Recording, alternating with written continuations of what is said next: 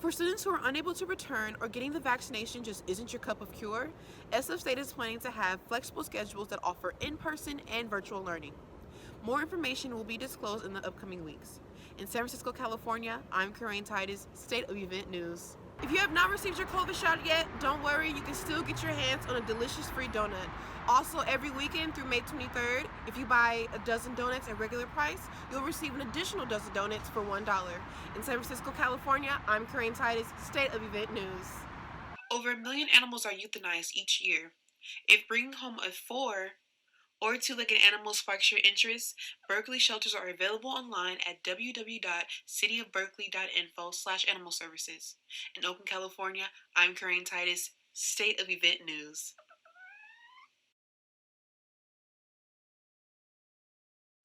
Thanks, Farah. As you may have heard, students and staff may return to SF State's campus in the fall, but that's under one exception: mandatory vaccination. President Lynn Mahoney revealed the decision this past Thursday via email. President Mahoney says she is hopeful that this news, along with the continued commitment to health and safety protocols, will increase comfort levels as we think about and continue planning for a return to campus. California State Universities came to this decision after a strong majority of students and colleagues expressed that they would feel safer if there was a mandatory vaccine requirement. Students like Alondra Gallardo think having this requirement is a great idea during this transitionary semester.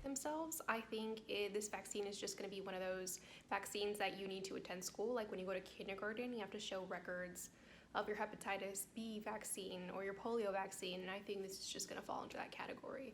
And I think it's a good way of keeping everyone safe in the middle of a pandemic.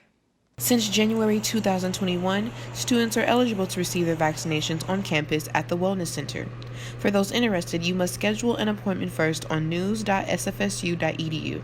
There you will find appointments posted each week.